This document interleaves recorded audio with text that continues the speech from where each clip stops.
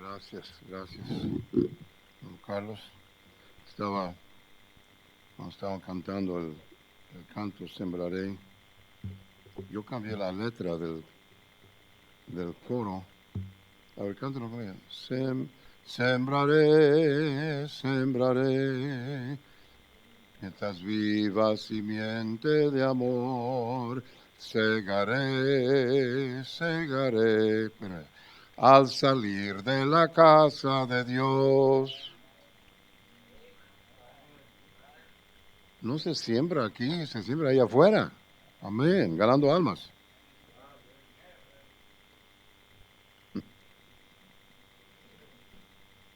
Tengo un amigo, tremendo predicador, y últimamente cada vez que lo he escuchado predicar, él comienza su sermón contando una historia, pero no termina la historia, deja el punto principal de la historia hasta el fin, y dice, al final del culto, del mensaje, voy a terminar la historia. Y yo pensé, wow, qué tremenda manera de mantener la atención de la gente está anticipando el final del mensaje. Y yo pensé, pues voy a intentar eso, a ver si me sale. Entonces yo lo hice, empecé a contar una historia y dije, hermanos, al final del mensaje les voy a decir cómo termina la historia. Pero terminó el mensaje, se me olvidó cómo termina la historia. Entonces, no, mejor yo ya no uso esa táctica. Romanos 10, por favor, Romanos 10. Así como están cansados y abatidos. Versículos del 8 al 13, un pasaje muy conocido. Cuando yo presento el plan de salvación, estoy ganando almas, y llego al punto de invitar a la persona a orar y aceptar a Cristo. Comienzo leyendo el versículo 8, que dice, ¿más qué dice? Cerca de ti está la palabra en tu boca y en tu corazón. Esta es la palabra de fe que predicamos. Que si confesares con tu boca que Jesús es el Señor y creyeres en tu corazón que Dios le levantó de los muertos, serás salvo. Porque con el corazón se cree para justicia, pero con la boca se confiesa para salvación. Pues la Escritura dice, todo aquel que en él creyere no será avergonzado. Porque no hay diferencia entre judío y griego, pues el mismo que es Señor de todos es rico para con todos los que le invocan. Porque todo aquel que invocare el nombre del Señor será salvo. De vez en cuando necesitamos aclarar y afirmar algunas cosas acerca de asuntos que nos definen como bautistas independientes fundamentales y como creyentes en la Biblia. Y no hay nada más, no hay asunto más importante que aclarar y que mantener en línea y bien aclarado que el asunto de la presentación del plan de salvación o el Evangelio. Hay una expresión que usan los que critican el método bíblico de ganar almas, el evangelismo personal, la presentación directa del plan de salvación, como hacemos nosotros, acercarse a una persona, entablar la conversación e inmediatamente hacerle la pregunta, haga la pregunta conmigo, si usted muriera hoy, ¿está 100% seguro que irá al cielo? Hay bautistas que critican lo que ellos llaman evangelismo personal agresivo. Y usan una expresión hablando de los que presentamos el plan de salvación la primera vez que hablamos con una persona acerca de su alma. Se trata de la expresión evangelio barato. En inglés dicen easy believism. Estaba predicando una conferencia misionera en una buena iglesia. El pastor es un buen amigo, un tremendo hombre. Yo iba a predicar. Antes de predicar, vino un misionero joven Bueno, para mí todos los que tienen menos de 60 años son jóvenes, pero ah, él está comenzando una iglesia, no recuerdo qué parte de México. Y hizo su presentación y en sus comentarios él dijo, hay unos predicadores bautistas en mi área, pero ellos tienen un evangelio barato. Cuando yo pasé a predicar, él estaba sentado aquí, mero enfrente. Le dije, hermano, tú usaste una expresión, evangelio barato. No entiendo esa expresión. Me confunde esa expresión. Porque ¿qué más barato que regalado? Amén. La paga de pecado es muerte, mas la dádiva de Dios es vida eterna en Cristo Jesús, Señor nuestro. Yo entiendo que la naturaleza de un regalo o una dádiva es que se da gratuitamente. Prediqué una conferencia misionera el año pasado en una buena iglesia pastoreada por un buen amigo. Y el misionero que hizo su presentación antes que yo pasara a predicar, dijo, y no voy a mencionar a dónde, en qué país está, porque posiblemente aquí hay un misionero, alguien que conoce un misionero a Italia y no quiero avergonzarle. Pero él dijo, nuestro método de evangelismo es, invitamos a una pareja a nuestra casa y le damos una cena de 7 cursos. La siguiente semana ellos nos invitan a su casa y nos dan una cena de 7 cursos. Y la siguiente semana nosotros le invitamos a nuestra, y yo estoy pensando, a mí me gusta este plan de evangelismo. Digo, hacemos eso por 6 meses, preparándoles para recibir el evangelio. Y luego dijo ese refrán a que yo he hecho referencia últimamente, digo, porque al cabo todos sabemos que nadie puede ser salvo la primera vez que escucha el evangelio. Cuando yo pasé a predicar, sentí el mover del Espíritu, no estoy seguro cuál, y levanté mi Biblia y dije, por favor, alguien señáleme una sola persona en el Nuevo Testamento que fue salva la segunda vez que escuchó el Evangelio. Yo no estoy diciendo que no hubo, pero no hay suficientes como para convertirlo en una regla. Hay en un libro escrito por un bautista, un libro acerca de obra misionera. Y él dijo, yo dudo que una persona con trasfondo católico pueda hacer una decisión inteligente acerca del Evangelio sin cuando menos 6 u 8 horas de intenso estudio bíblico.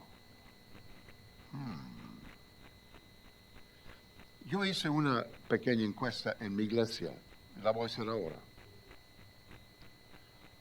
¿Cuántos de ustedes fueron salvos después de intenso estudio bíblico de 8 horas? Alguien levante la mano. Alguien estudió la Biblia intensamente 6 horas antes de ser salvo. Alguien estudió la Biblia intensamente 4 horas para ser salvo. Alguien le enseñó intensamente la Biblia 2 horas antes de ser salvo. Alguien ha estudiado la Biblia intensamente 8 horas desde que fue salvo. Eso es lo que a mí me preocupa.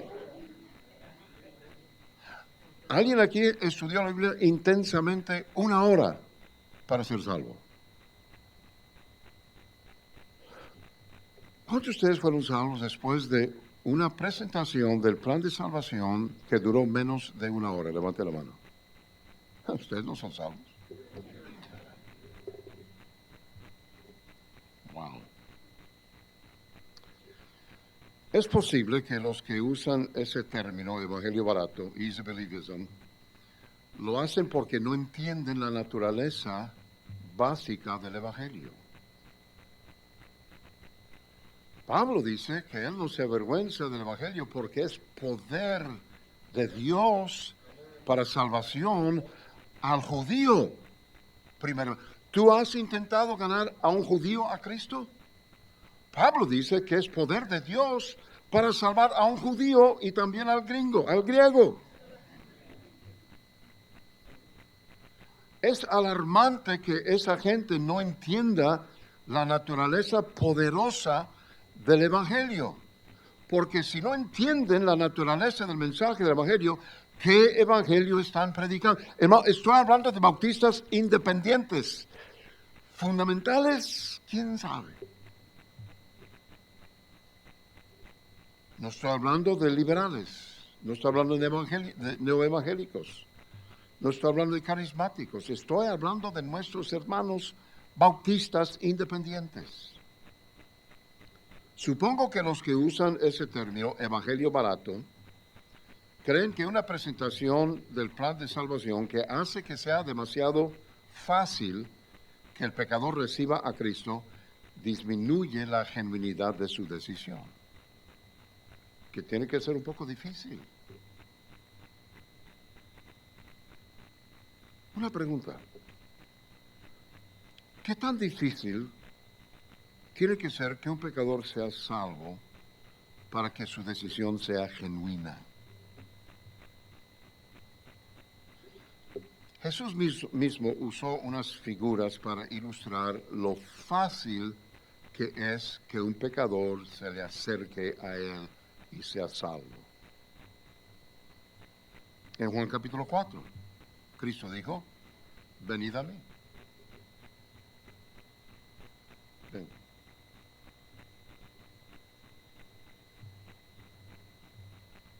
¿Qué quieres?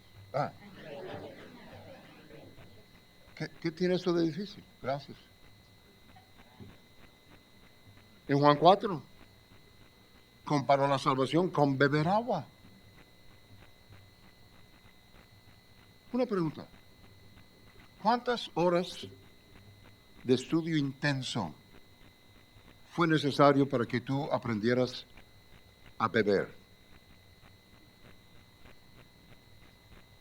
Tú naciste haciendo esto. ¿Sí o no? Y lo dijo, habló de comer pan. Digo, yo soy el pan de vida, Juan capítulo 6. ¿Quién te enseñó a comer? Pon cualquier cosa en la mano de un bebé. ¿Y a dónde va? Pon una cucaracha en la mano de un bebé. ¿A dónde? A la boca. En Juan capítulo 3, compara la salvación con nacer de nuevo. ¿Cuántos de ustedes estudiaron intensamente 6 u 8 horas para poder salir del vientre de tu madre? Tú no tuviste nada que ver con tu nacimiento. Mateo capítulo 12 dice, venid a mí todos los que estáis trabajados y cargados, y yo os haré descansar. ¿Quién te enseñó a descansar? ¿Qué catedrático te puso en un curso intenso para enseñarte a dormir? No, tú tienes que estudiar para mantenerte despierto, especialmente en capilla. ¿Alguien está escuchando? Y en Mateo 4:19 dice, venid en pos de mí. Sígueme. Sígueme.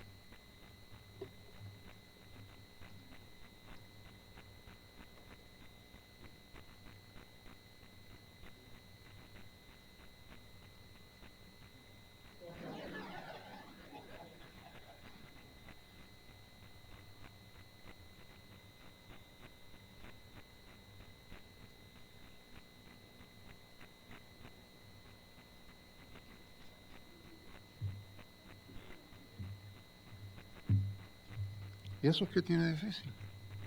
Si estos pueden hacerlo, cualquiera puede hacerlo. Gracias. Un aplauso para estos hombres.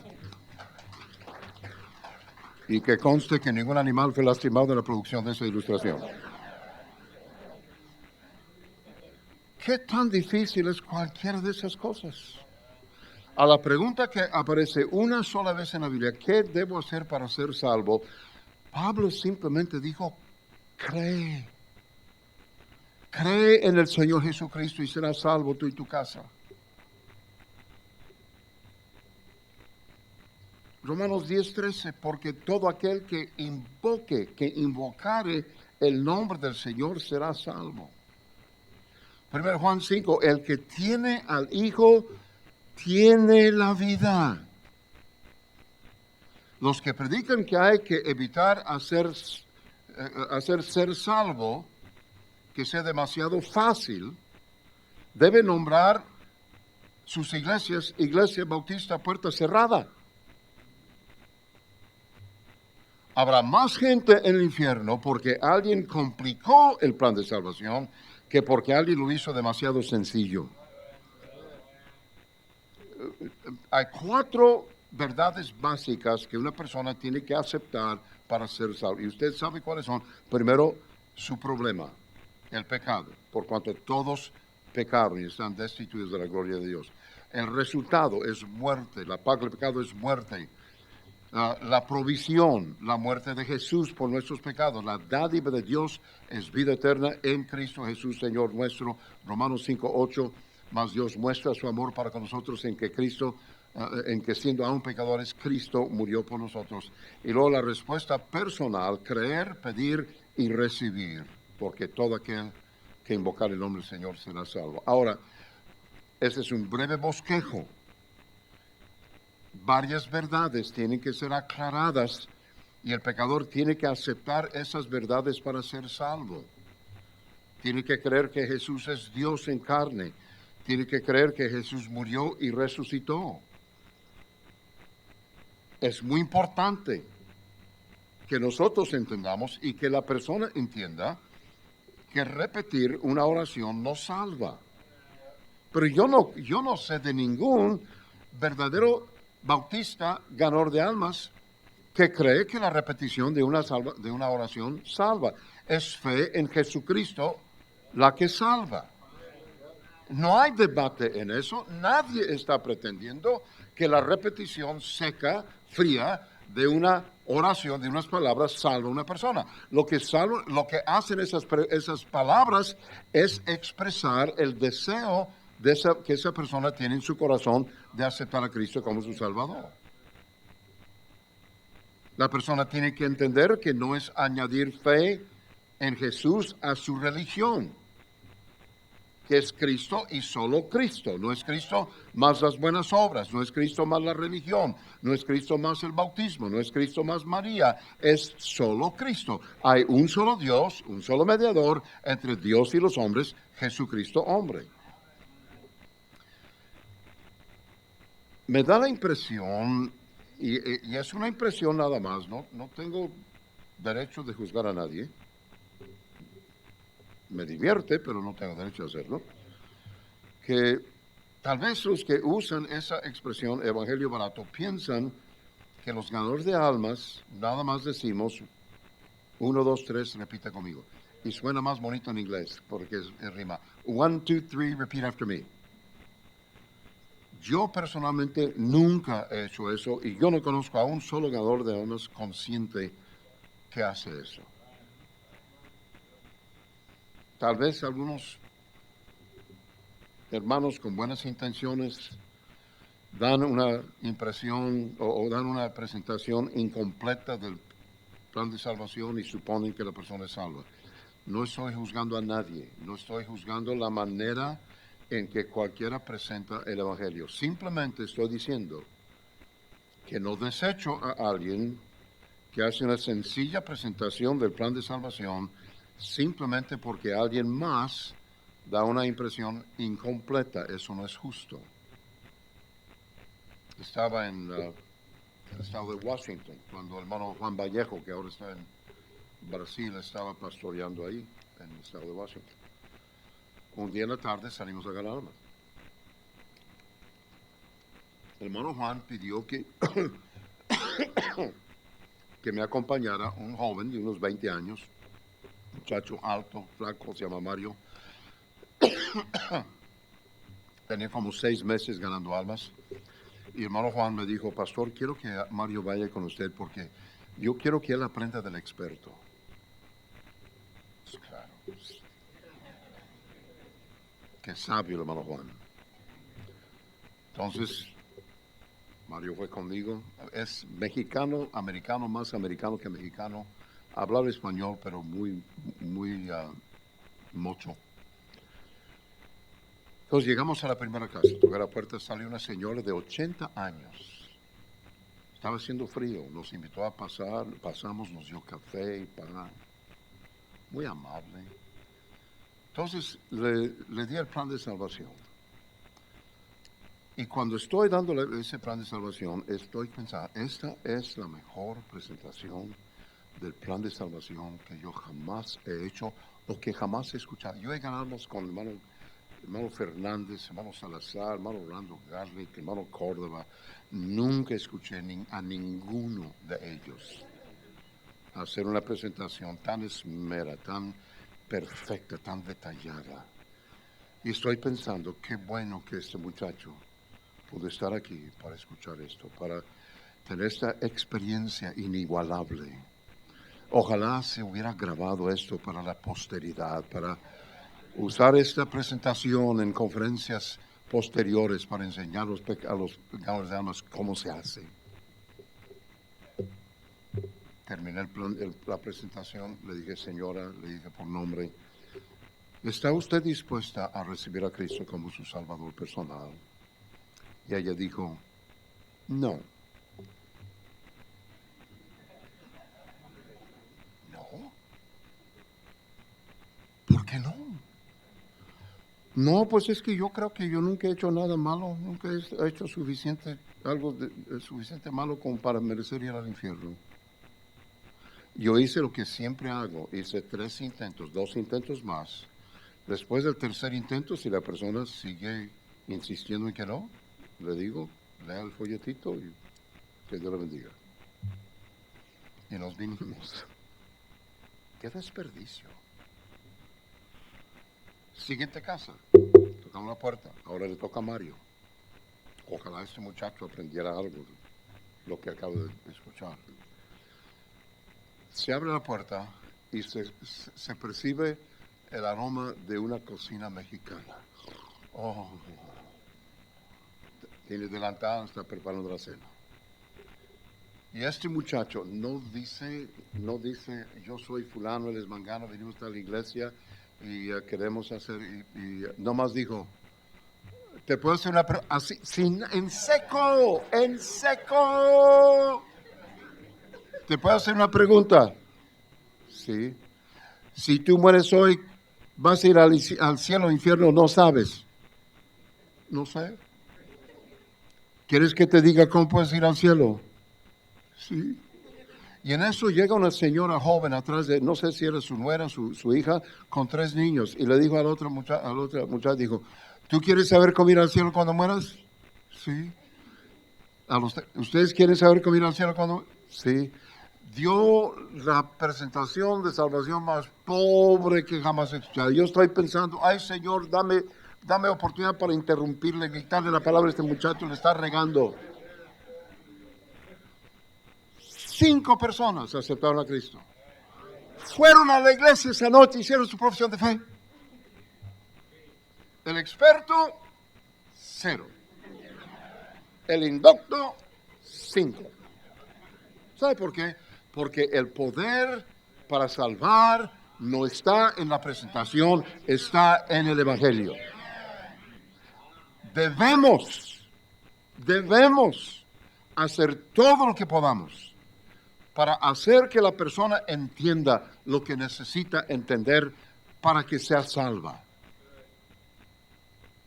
Pero entre más sencilla la presentación, más efectiva.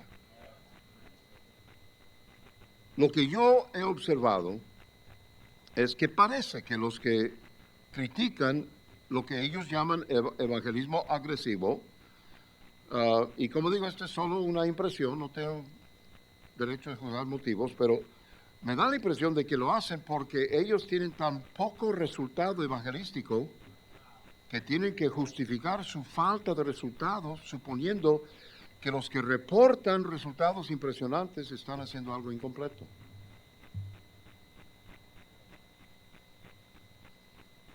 Estoy seguro que usted hace lo que yo hago, o algo semejante. Cuando presento el Evangelio, tomo todo el tiempo que la persona o la situación me permite. Normalmente tomo de 20 a 25 minutos para cubrir esas 4 verdades que mencioné. He tomado 1 hora o más a causa de circunstancias especiales. Lo he hecho en menos de 10 minutos.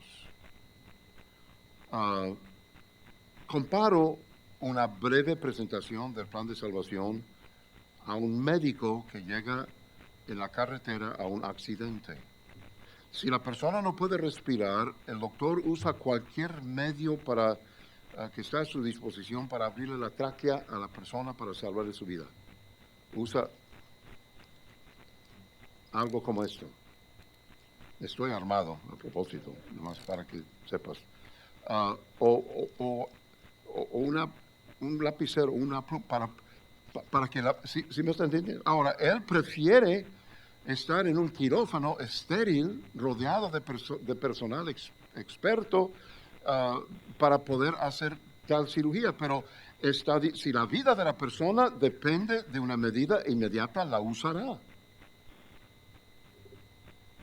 Yo prefiero, desde luego, un ambiente calmado, sin distracciones, con el lujo de tomar 30 o 45 minutos, usando diferentes ilustraciones, con una abundancia de versículos de la Biblia, pero tomaré lo que la persona y la situación me permitan. Hace unas semanas, la hermana Emily y yo llevamos a 2 de mis nietos, mi tocayo, Tommy. Es Tommy Dale Ashcraft II. Pobrecito. Su hermano cuate es Jonathan Dale Ashcraft Jr. Peor tantito. Cuando Tommy estaba en la cuna, las hermanas de la iglesia presumían diciendo, yo cambié el pañal de Tommy Ashcraft. Yo no sé qué tan si eso es de presumirse o no. Nos llevamos a Ganadamas, jueves en la noche. Estaba lloviendo. Encontramos una parada de autobús donde gente estaba esperando que se calmara la lluvia para seguir caminando a su casa. Sonia, su hija Jessica y su amiga Carla estaban ahí, y yo repartí folletos, y Emily y Jonathan Tommy y Lucas, mi otro nieto, estaban repartiendo folletos. Entonces empecé a hablar con Sonia y su hija y su amiga Carla. Las 3 aceptaron a Cristo. Estoy hablando de 10, 12 minutos. Conseguí el teléfono de Sonia y le dije, Sonia, me gustaría que nos acompañara a la iglesia el próximo domingo. ¿Estaría dispuesta? Sí. El sábado en la tarde le hablo por teléfono. Sonia, ¿pueden usted y Jessica acompañarnos a la iglesia mañana? Sí, pastor, pero tengo un problema. Sí, ¿cuál es? Es que mi hijo de 15 años y mi esposo también quieren ir. ¿Sí podrían ir? No, ellos no. Los 4 fueron. Fidel y Omar se bautizaron. Siguen yendo a la iglesia. Omar está yendo a la reunión de jóvenes. En una presentación de menos de 15 minutos. Yo sé que lo que voy a decir ahora es lo que llamaríamos anecdotal, no es evidencia empírica, pero creo que apoya lo que estoy tratando de comunicar. Yo he hecho la misma sencilla presentación del plan de salvación, como estoy seguro que algunos de ustedes, a miles de personas. Siempre hago un esfuerzo para asegurar que la persona reciba algún seguimiento. Pero la verdad es que nunca vuelvo a ver a la mayoría de ellos. La mayoría de los que yo he ganado a Cristo nunca asisten a una iglesia, ni hacen profesión de fe, ni se bautizan. Sin embargo, muchos de ellos todavía siguen sirviendo al Señor fielmente después de responder a mi sencilla presentación del plan de salvación. Hace unos años, bueno, muchos años, cuando hermano Kevin Wynn fue a la Ciudad de México, en su primer año, él mandó a nuestro instituto a una muchacha, se llama, ¿cómo se llama? Claudia, no. Elena, se llama Elena. Elena vino al instituto. Unas semanas después vino su novio inconverso para llevársela. No le permití entrar. Se enojó conmigo. Me amenazó. Y se fue. Unas semanas después, hermana Brenda y yo fuimos al primer aniversario de la iglesia del hermano Kevin Wynn. Prediqué su aniversario. A propósito, ese día tuvieron 120. Yo prediqué y el siguiente domingo tuvieron 20. Fue una tremenda bendición, hermano Kevin. Ese muchacho llegó al culto esa noche. Estaba enojado conmigo. Quería dañar mi persona. Después del culto, le llevamos a él, a Elena, a hermana Brenda, hermana Débora, la esposa de hermano Kevin. Todos fuimos a cenar. La hermana Brenda y la hermana Débora y Elena y los niños entraron al restaurante. Y hermano Kevin y yo nos quedamos con el muchacho en la camioneta. Yo le presenté el plan de salvación. Después de media hora, él aceptó a Cristo como su salvador personal. Y ahora, esta es su carta de oración, es evangelista a las cárceles. Se llama Luis Gustavo. Dios, Cristo le salvó y ahora él es evangelista. Y yo hice la misma presentación del plan de salvación que he hecho a yo no sé cuántas personas. Lo que estoy diciendo es que no es la presentación del plan de salvación, es la decisión de esa persona de tomar en serio esa decisión y seguir a Cristo. Después de una conferencia en nuestra iglesia, un pastor me comentó que, me dijo, pastor, fue muy buena la conferencia. Solo una cosa no me gustó. No le pregunté que no le gustó porque no me importaba. Pero después hizo el mismo comentario hermano Roberto Murillo. Hermano Roberto trabajó conmigo 5 años y medio.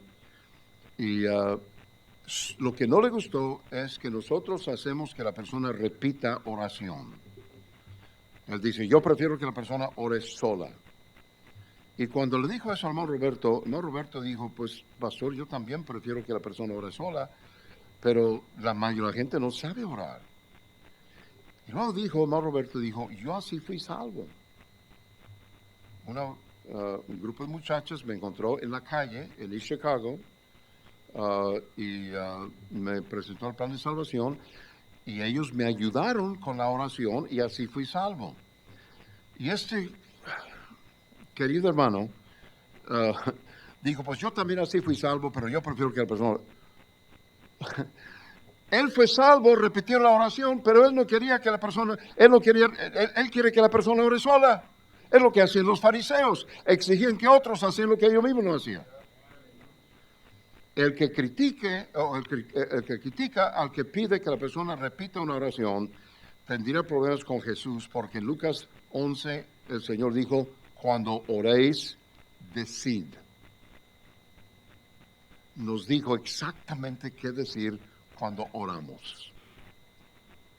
El ganador de almas debe recordar que no ha terminado la obra hasta que la persona reciba la seguridad de su salvación y que haya hecho un esfuerzo honesto para que la persona tenga amplia oportunidad para seguir al Señor en el bautismo y experimente crecimiento espiritual.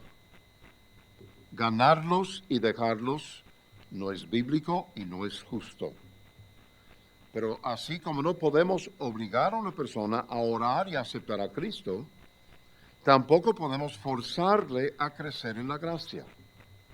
Así como aceptar a Cristo es una decisión voluntaria, la decisión de bautizarse o asistir a la iglesia o crecer espiritualmente también son decisiones voluntarias. Una cosita más. Ustedes han escuchado la expresión, sin convicción no hay conversión. ¿Alguien ha escuchado eso? Sin convicción no hay conversión. Yo creo eso.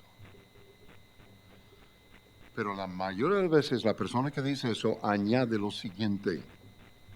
Si el Espíritu Santo no convence a la persona, estás perdiendo tu tiempo presentándole el plan de salvación.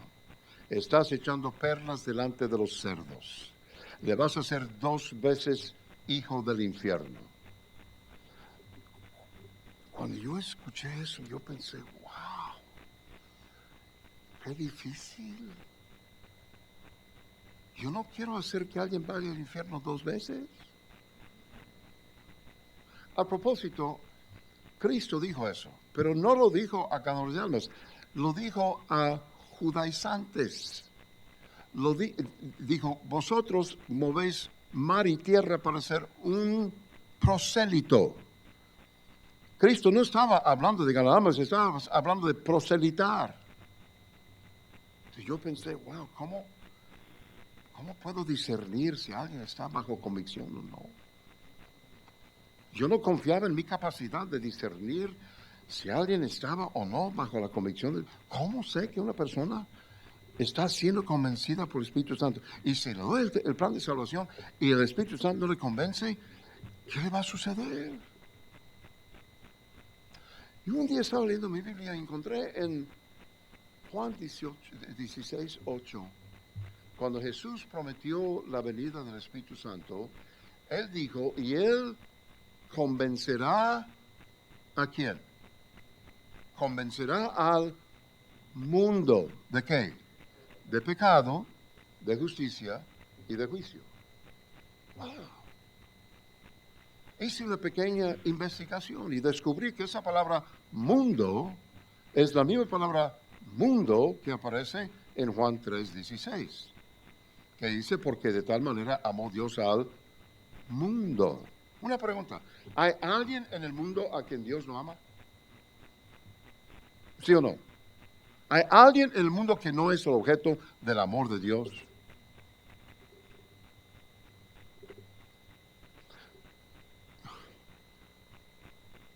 Si hay alguien de quien tú no puedes decir algo bueno, probablemente estás pensando en Joe Biden.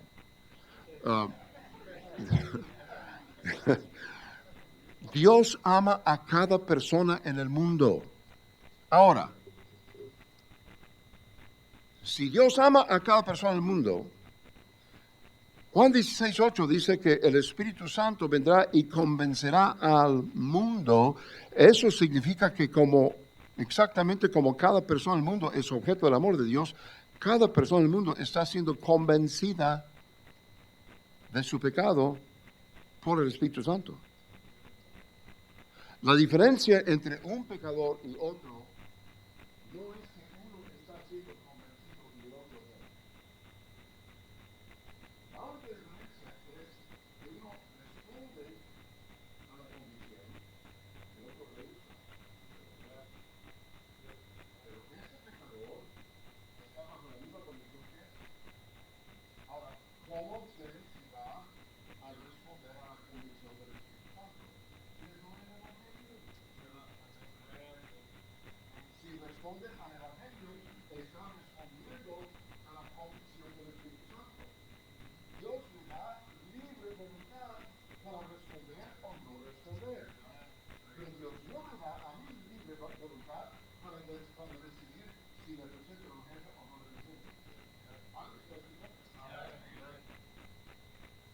Yo no tengo, así como no tengo que discernir si la persona es amada por Dios, tampoco tengo que discernir si la persona está o no a la condición del Espíritu Santo. Lo único que tengo que hacer es presentar presentarle el Evangelio, le toca a esa persona a responder. ¿Sabe qué? Eso a mí, cuando yo descubrí eso, me dio la libertad, porque yo no tengo que distinguir, yo no tengo que discernir. Lo único que tengo que hacer es presentarle el Evangelio. Porque todo aquel que invocare el nombre del Señor será salvo. Señor, gracias por esa sencilla verdad. Perdónanos por nuestra negligencia en no hacer un esfuerzo honesto para que la siguiente persona con quien nos encontremos, tenga oportunidad de recibir a Cristo como su Salvador. Esta iglesia está por comenzar una campaña que cada miembro de esta iglesia, y especialmente cada persona en este cuarto, tome una decisión. Voy a hacer todo lo que yo pueda para presentar el plan de salvación a todos los que pueda. Gracias por una salvación, un evangelio poderoso que penetra y que cambia y que salva. Gracias por alguien que a nosotros nos presentó este precioso plan de salvación. Ayúdanos a ser fieles en hacerlo con otros. En el nombre de Cristo te lo pedimos. Amén.